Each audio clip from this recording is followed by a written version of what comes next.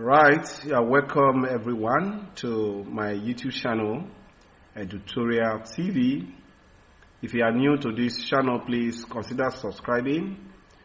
Hit the subscription button below, the red button below, and don't forget to click the notification button for you to be notified anytime a new video is uploaded. Today, we shall be taking the first in our series, the topic cryptocurrency. We shall be looking at the basics of that very pressing topic in our modern time today. So, of course, if you see your screen currently, the topic is showing clearly there. It says cryptocurrency, the basics, the dawn of a new era in the evolution of money. All right, I will advise you fasten your seatbelts as we take a dive into this topic, cryptocurrency. Before we get started properly, I want you to look at that quote on your screen currently. It says, money, a good servant, but a bad master. A good servant, but a bad master. So we want to look at the topic. Let us see how this quote could be applied in this topic. First and foremost, for us to start the topic properly, let us have a background check on the topic cryptocurrency.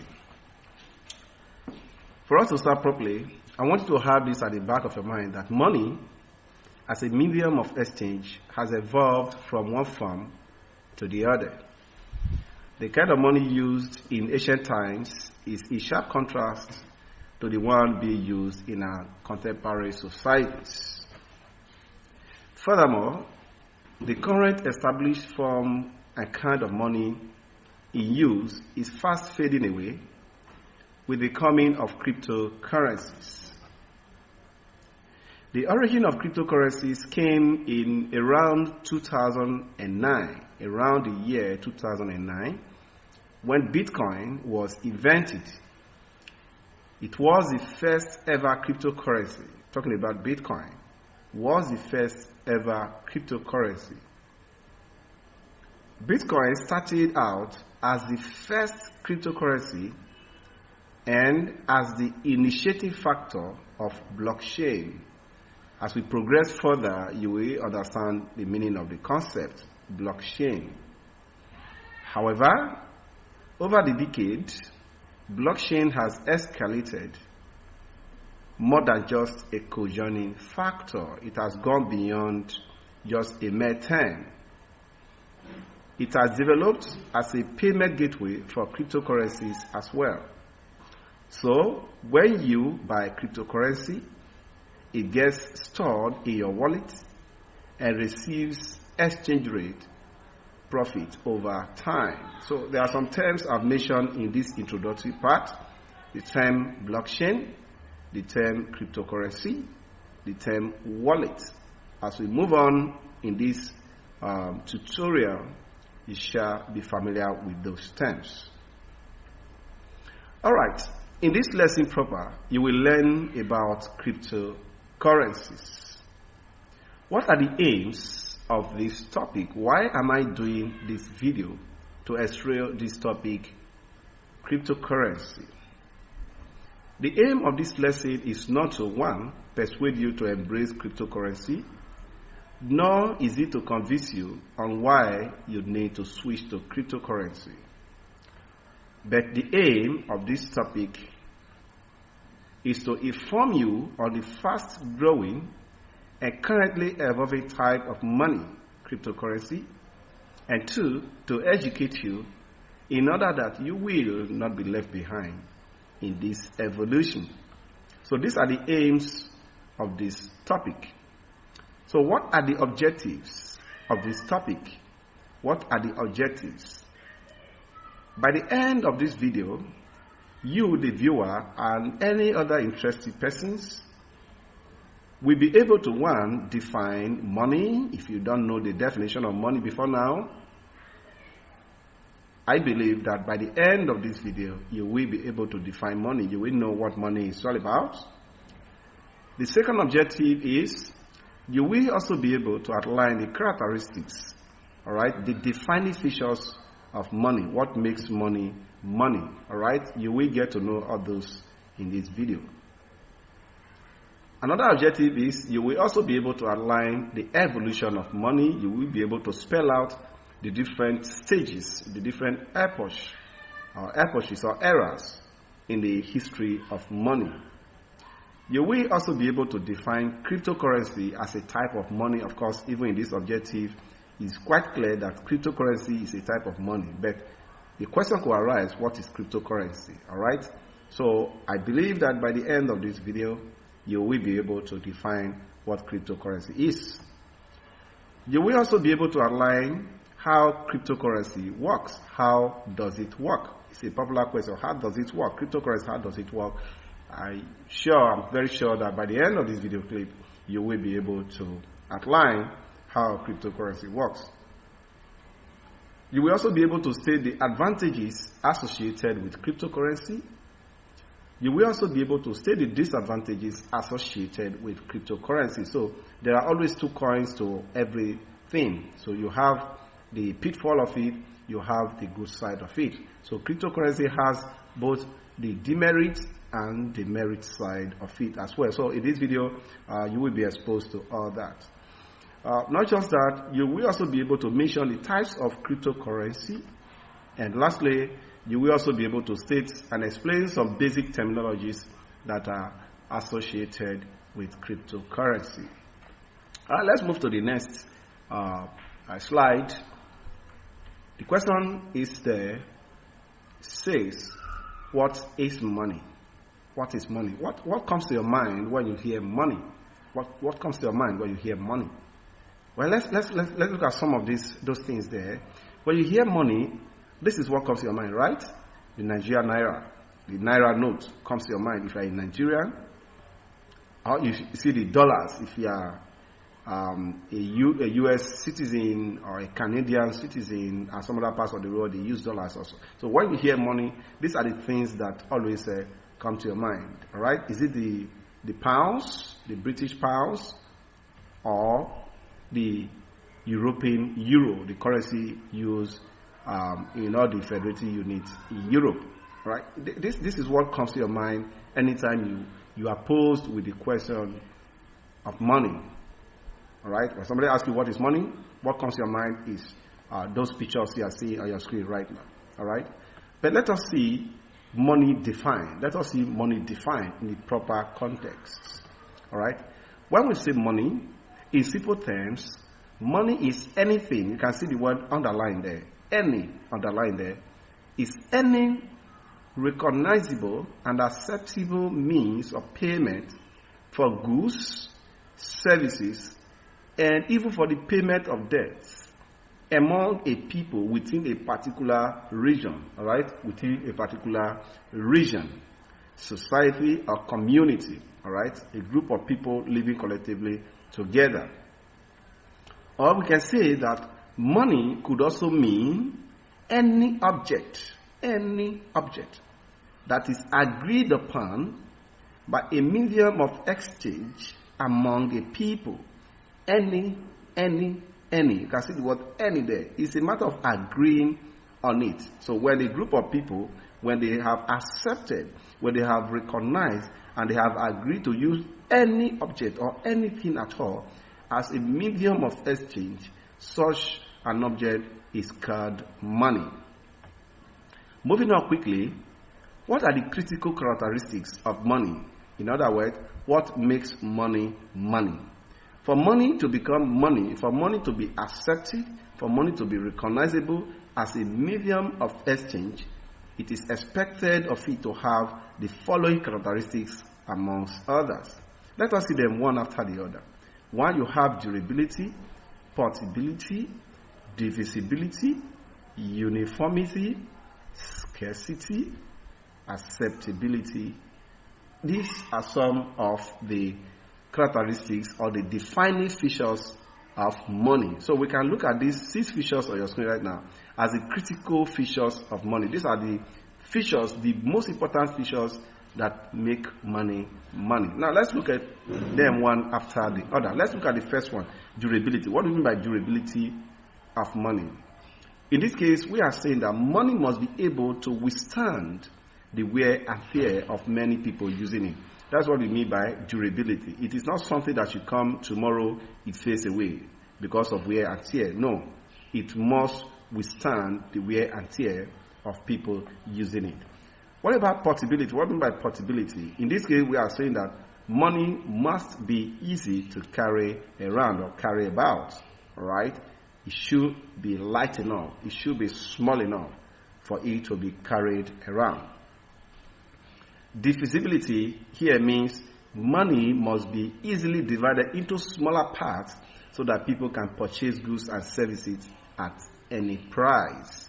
It should be divided into smaller units. You should be able to buy or purchase other smaller goods. Uniformity is another critical feature. All right, another critical feature. Here it says that a uniformity of money calls for a standardization. That is the underlining word there. Standardization of money so that it looks the same anywhere it is found. It should be the same. Scarcity. Money must be relatively scarce and hard for people to obtain. All right, this is what gives it the value it holds. If money is scarce, it becomes valuable. If money is not scarce, it becomes valueless. So, in other words, the more money you have in circulation, the lower the value of it. The lesser amount of it you have in circulation, the higher the value of it. Now, let's look at the sixth characteristic there. It says acceptability. Money must be widely accepted as a medium of exchange. So we saw this right from the outset when we were defining money. It says it is an acceptable medium of exchange by a group of people. So it must be accepted, money must be scarce, it must be uniform, it must be divisible, it must be portable, and it must be durable. These are critical characteristics of money. These are some of the things that make money money.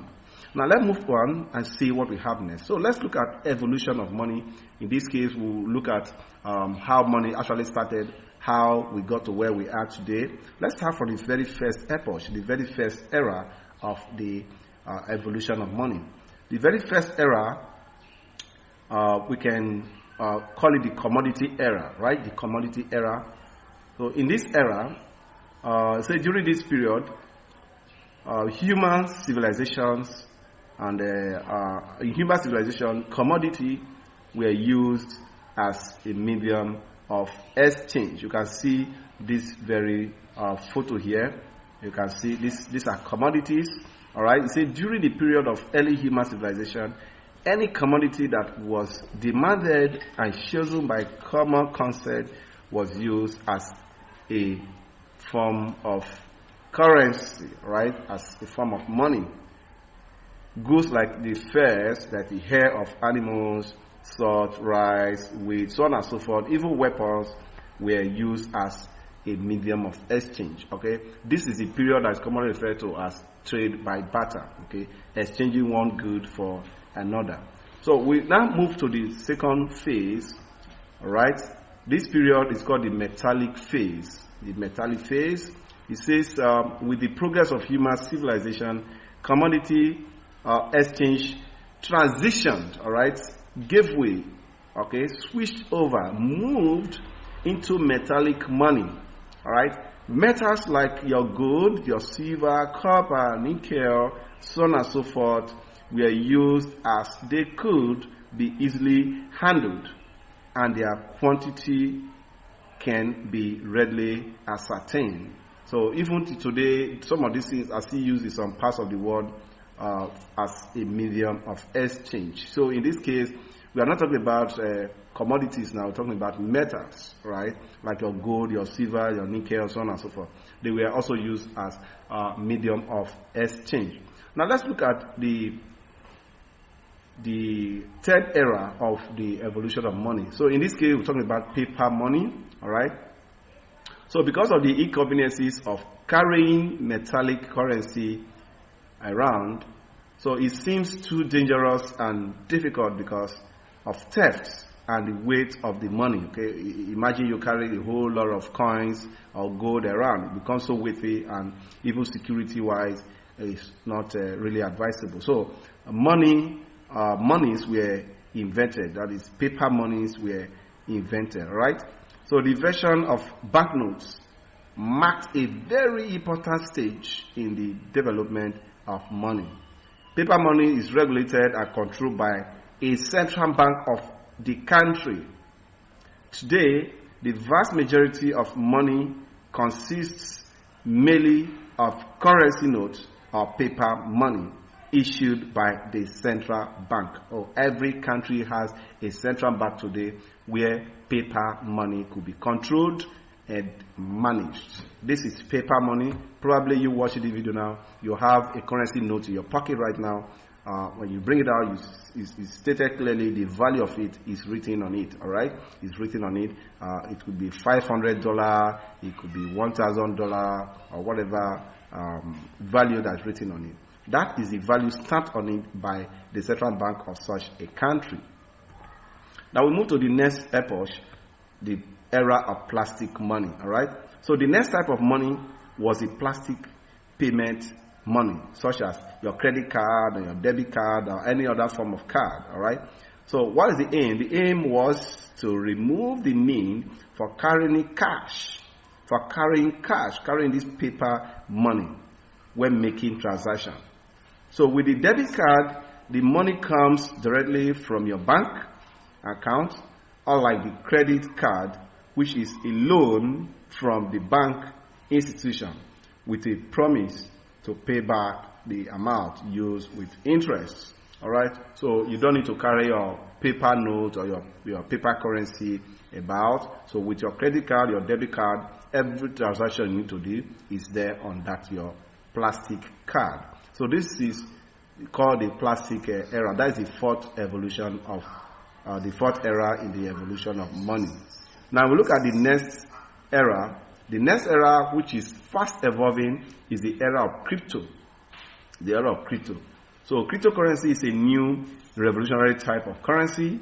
Like any other currency or unit of account, they only have value because people give it value. Of course, this is also applicable to every other currency. People attach value to them. That is why they are valuable, right? So it is not an exception to cryptocurrency. However, cryptocurrencies were designed as a unit of exchange and as a place to store assets without relying on the central bank, thus cutting out the middle person with lower fees and faster transaction time. So if you look at this cryptocurrency, it's trying to push away the middleman, that is the central bank. So it's a kind of a direct transaction mode of exchange, transferring your currency, transferring your money from one person to the other directly without passing through the banks, all right, without passing through the banks or the government, without passing through that middle person. This is the era that is fast approaching, and this is the era I'm talking about in this video clip. I'm not talking about the commodity money or the trade by barter period. I'm talking about the metallic, I'm talking about the paper, I'm talking about the plastic, but I'm talking about cryptocurrency, which is the fifth era in the evolution of money, which is the era that is fast approaching, which is the era I am talking about in this video clip. So let's move on into our next slide. Now, if you look at your screen, you'll see some picture talk there or photo talk there. You have the movement, you see the indication of the arrow. These are all commodity money to metallic money to paper money to plastic money to electronic money and cryptocurrency. You see it here. So these are just different picture talks to take you from one stage of the evolution of money to the other. Okay, you can see this is trade by barter, which is also the same thing as this. All right, like exchanging one commodity for another. You have gold. All right, all these are gold or metallic money. You have your paper money, your bank notes, even the one you have in your pocket right now. And some of you have this plastic card, your debit card, or your credit card. All right, and you have your electronic money in digital form, and you have your cryptocurrency, which is fast approaching. Okay. Moving on to the next. So the question is, what is cryptocurrency? Definition of cryptocurrency as money. What is cryptocurrency? Is cryptocurrency money? Well, let us see. Cryptocurrency is a form of money. All right, you see there clearly stated. Cryptocurrency is a form of money. So in other words, cryptocurrency is money that exists as encrypted digital information. All right, operating independently of any banks. A cryptocurrency uses sophisticated mathematics to regulate the creation and transfer of funds between entities. Cryptocurrency. Take note of those words there. The first sentence says, cryptocurrency is a form of money that exists as encrypted digital information. Furthermore, the word encryption, as you have seen above, the word encryption means the conversion of plain text, ordinary text. What you are seeing on screen, these are just plain text, all right? That's why you can read and understand them. This plain text you see could be converted into unintelligible. We say unintelligible because you can't read any meaning to them. They are meaningless, all right? Into unintelligible text with the use of cipher. There's a software that will convert all this information you are seeing on your screen right now, this text you are seeing on screen, which are meaningful to you, a cipher will convert it to a form that is meaningless to you, right? So if a text has been converted to unintelligible text, we say those texts are encrypted. Okay, they are encrypted, they are coded. All right, they can be converted to plain text also, it means they are decrypted or decoded. All right. To code means to convert to unintelligible form, and to decode means to convert to plain text that is understandable. A cryptocurrency is a digital or visual currency. Take note. It is a digital or visual currency. It doesn't exist in your pocket. It only exists in numbers, in visual, in numbers on your computer. It is not in your pocket, it's not in a bank. It is visual currency designed to work as a medium of exchange. However, according to Wikipedia, a cryptocurrency or cryptocurrency, two separate words, is a digital asset designed to work as a medium of exchange wherein individual coin ownership records are stored in a ledger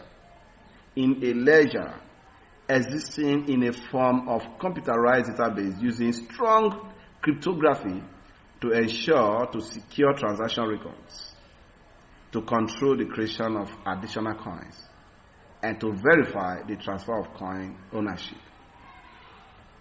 It typically does not exist in physical form. That is why it's called visual. It typically does not exist in physical form like paper money, and is typically not issued by a central authority. This is according to Wikipedia. Alright, now let's move on. The following are critical advantages of cryptocurrency over other types of currency. So let's look at the advantages of cryptocurrency now over other forms of currency. Number one, protection from inflation. Protection from inflation. Cryptocurrency value increases as demand for it increases. Alright? So this helps it to keep up with market demand. In the long run, it prevents what? Inflation. Self-governed and managed. Cryptocurrencies transactions are kept and managed by developers. These developers are called miners on their computers. Hence, it is what? Decentralized. There is no single government or single central bank that controls the minting and the circulation of cryptocurrency. Rather, it is controlled by individuals, developers that are called miners. Another advantage is security and privacy. All right, cryptocurrencies, for better security and privacy, use codes that are unconnected to any user account or stored data that could be linked to a profile, making it more secure than ordinary electronic transactions. So it's only difficult for you to trace the transaction to somebody because it is encrypted. So because of this, the security is enhanced and the privacy is also enhanced. What about ease of currency exchange? With the help of different cryptocurrency wallets and exchanges, one currency can be converted into the other by trading in cryptocurrency, all right, across different wallets and others. So exchange is very, very easy. You can transact business with cryptocurrency easily. What about decentralization? Of course, we've alluded to this fact. There is no single government put in place to manage and control what cryptocurrency. So it is decentralized. It's kind of a democratic money. It's money of the people, by the people, and for the people. It's not controlled by any single government or central bank. Let's look at more advantages as well. What about cost effective?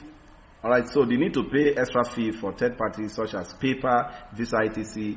is what is eliminated. So you don't need any don't need to pay any other party, you don't need to pass through any other person, because direct transaction is peer-to-peer, that P2P, P2P, peer-to-peer, from one person directly to the other person. So you don't need any third party that will charge you extra fee, right? So it is cost effective. It's faster way to transfer funds, very fast transacting.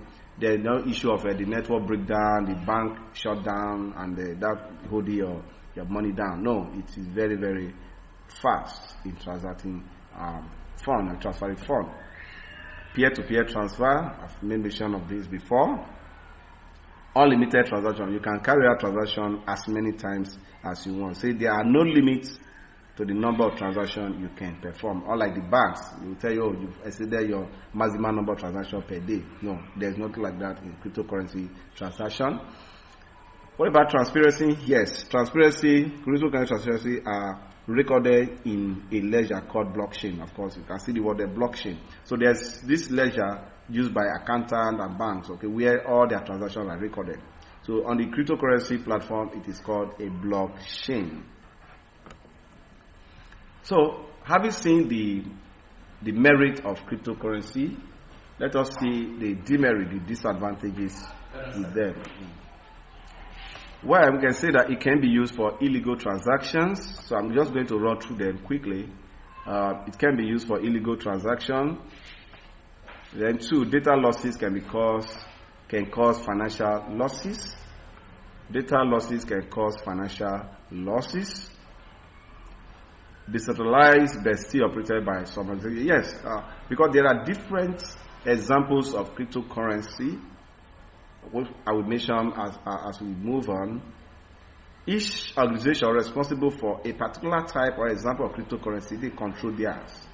So if you have 20 different examples or types of cryptocurrency, maybe you have 20 different organizations controlling their own cryptocurrency. All right. So even at that, it is still disrupted. So there is no single organization controlling all the cryptocurrencies we have in circulation. A particular organization may control their own cryptocurrency, just like Nigeria controlling their own currency, Ghana controlling her own currency, US controlling her own currency, right? So there's nobody, no organization, institution in the world that controls all the circulation, all the money circulation in the world, all right? The same thing applies to cryptocurrency as well. So some coins not available in other fiat currency. Fiat currency, we're talking about our regular currency we use every day, our hard cash. Okay, they are called fiat currency. So there is, so not all the fiat currency are actually available in cryptocurrency. For you to convert from one cryptocurrency to another currency, it may not be available. Not all of them are available. All right. Then another one is other effect of mining on the environment. So since cryptocurrency, they use computer technology, it means all the computers, they have to be on, up and running. And these systems, they need power for them to operate. And of course, you know that for this power to run, you need energy. They have to be powered on, and that could lead to some adverse effects on the environment. So let us still look for some other disadvantages. So no refund or cancellation policy. So there's nothing like refunding of money in cryptocurrency transactions. So where a transaction is completed, you can't refund money again. You can't take the money back. Then susceptible to hacks. So people can also hack it. So good ciphers or good software developers can hack cryptocurrency as well. So now let us look at some of the types of cryptocurrency. Of course, on your screen you can see some of examples. I'll just give us just 8 examples. You have your Bitcoin as an example, a type of cryptocurrency. You have your Litecoin, you have the Peercoin, you have the Namecoin, you have the Nova Coin, the Feather Coin, the Mega Coin, the Infinite Coin, and all that. So these are just few examples, and there are even more that are coming up now. There is this one in Nigeria coming up that's called Pinkcoin. A Pinkcoin is coming up now in Nigeria. It's actually coming up so fast, and it's being championed by an organization called X Nation. So it's one of the types of cryptocurrency. But amongst all these types, Bitcoin has the highest volume in the market today. Of course, you can see the market capitalization in 2016. Bitcoin amounted to about $11.3 billion. Of course, if you convert that to your local currency, you know what that means. Followed by Ethereum, Ripple, Litecoin, and Monero. These are some examples of cryptocurrency capitalization you have in the markets. So these are just few types of cryptocurrency. Now let us see how do cryptocurrencies work. How do cryptocurrencies work? All right, look at the chart carefully. Look at the chart carefully. The first thing that happens is, you can see here numbered 1. This is someone requires for a transaction. Somebody is requesting a transaction. Okay.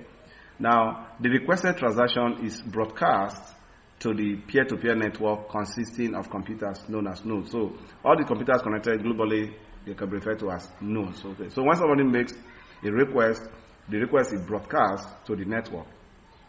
All right. When it broadcasts to the network, validation is done. All right. It says the network of nodes validate the user status using known algorithms. So validate means you have to check, is the transaction legal? Is the person having up to that amount of money? So on and so forth. That is done. So then when that is done, it moves to the stage 4, right? So remember in your stage 3, it says the network of the nodes validate the user status using known algorithms. So I look at it, it says a verified transaction can involve cryptocurrency, contracts, records of other information, so on and so forth, right? Once verification is done, the transaction is combined with other transactions to create a new block of data for the ledger. Okay. Then we move to the stage 5, where the new block is then added to the existing block in a way that is permanent and unalterable. So when the transaction, everything has been verified, the status has been validated, everything has been done, then the record is now stored. All right, it's now kept in the blockchain. All right, permanently, so that it cannot be altered. Then after that, the transaction is complete. The transaction is what? Is complete. So you can see the network, how everything goes, how cryptocurrency works. All right. So this is just a summary of what, how cryptocurrencies work. Now let's move on. Let's look at some common terminologies. First and foremost, let's see the first one, number 1. What is a wallet? A wallet, well here, wallet is a common term today. That's why you're a cryptocurrency server. Wallet is a storage facility to securely lock away your cryptocurrency private key. Some of us, we have this wallet we have in our pocket, so when you open and have some currency notes and some other information there, right? So the same thing is used on cryptocurrency platform. So you have a wallet like that also. The essence of this wallet is to store, is to secure your currency, to secure your information there. right? However, there are different number of wallets. Okay, we have web wallet, desktop wallet, hardware wallet, mobile wallet, paper wallet, so on and so on. Another. So there are different. Some of them could be grouped into two. You have soft wallet, you have hard wallet. Okay, but it's not my intention to go into all those details now. So what I want to take home is know that there's what we call a wallet, your storage area. Okay, your storage facility as far as cryptocurrency is concerned. They also have what we call wallet ID or wallet address. So this your wallet has an address. So it is the address that will enable you to receive and what send. Alright. So when you say wallet address here, we're saying it is an identifier of about 28 to 35 alphanumerical characters. Of course, I wanted to show us some examples here so that you know what a wallet address is or wallet ID is, right? So these alphanumerical characters that represent, okay? Alright. So wallet address is an identifier, alright, that represents a possible destination for crypto payment. Alright. So you already have a wallet. So a wallet is defined by a unique code that represents its address on the blockchain. The wallet address is public, but within it is a number of private keys determining ownership of the balance and the balance itself. It can exist soft. Okay, this is what I mentioned earlier. So all the wallets on cryptocurrency platform, they also have what addresses. Just like you have an address, you have an address. Everything has address, so that we can identify, we can locate where that it is. In case, for example, you write the letter today, that letter has the recipient, all right, and that recipient has an address. So you send the letter to such an address, right? That is what we're saying here. So every wallet has an address. They also have another thing called white paper. White paper. A white paper is written by those that are launching a new digital coin. All right. So the essence of this white paper is to explain everything about the coin that someone may want to know. So all those Bitcoin and other examples, the pink coin we're talking about, we just mentioned earlier, they also have their own white paper to explain everything about such a cryptocurrency. Now let's look at some more. Transaction fee. A transaction fee is a fee that allows an entity to profit each time that a transaction is made. So anytime a transaction is made, there is a fee. Alright? Such a fee is called the transaction fee. It's like commission, it's like the charges. Alright? It's like the charges. That's our transaction fee. Then we have the fifth one there, block. A block is a file where transaction data is recorded in a blockchain. So the blockchain is just like a ledger, all right? We have blocks. So each transaction data is recorded. Each transaction data. So all the collection of all the transaction data is recorded, or they are recorded in that ledger called blockchain. So what's a blockchain? The sixth one there. The blockchain is the ledger that tracks digital asset transaction into sequential order. So the way they come, the way they are stored. Alright? The ledger is called the blockchain. It records every transaction detail, every transaction data carried out in a particular blockchain, a particular cryptocurrency. Then we have coin. Coin, what is coin? In terms of cryptocurrency, a coin is a digital token. A digital what? Token. A digital token, a digital money. It's coin. Then we have DAO. DAO stands for Decentralized Autonomous Organization. Alright? These organizations are utilized through smart contracts. Okay? These organizations are utilized through smart contracts. DAO stands for Decentralized Autonomous Organization. For example, Bitcoin has its own organization. Litecoin has its own organization. Ethereum has its own organization. Pinkcoin has its own organization. These are different organizations, but they are autonomous. They are not centralized. There is no unifying body controlling them or managing them. They are all decentralized. So DAO stands for Decentralized Autonomous Organization. Then you have what you call fiat, the ninth one on your screen. Fiat currencies are centralized currencies, such as the US dollar or the euro, etc. These are all called fiat money. These are money controlled and managed by a centralized body. Then we have what called mining, right? Mining is the act of confirming transactions on the blockchain. using a series of advanced computation, mining, to confirm transaction on the blockchain. It's called mining. The miner fee. A miner fee is cryptocurrency or crypto that is provided to reward miners for enabling transaction to be sent across the network. So you have people that are called miners. This miner, they also have their own fee also. All right. So for providing, so they are provided reward. Okay. Any transaction that is carried out and is confirmed, a miner is given a reward across the network. Let us see if we still have more. All right. So I think we already have 11 terminologies. I wish I can provide more, but at least with this we can conclude this topic. So in conclusion of this topic so far, cryptocurrencies are here to stay. They are revolutionizing the way businesses are transacted globally. One cannot be align oneself to this evolving currency in order not to be left behind in technology. So that is all I have to say. You have to align yourself with this cryptocurrency that is fast evolving in order that you shouldn't be left behind in the technology or in the financial technology, so to say. So so far so good. Let me say thank you for your time. It has been a long while speaking on this. Thank you for your time and for your efforts. I pray that you've learned something new today. You've straightened some of your doubts. You've answered some of the questions that will be cropping up in your mind. So thank you so much for your time. So as I said earlier, right from the onset of this video, if you've not subscribed to this video or to this channel, Editorial TV, please consider doing that now. And make sure you don't forget to hit the notification button so that you will be updated anytime any video is uploaded.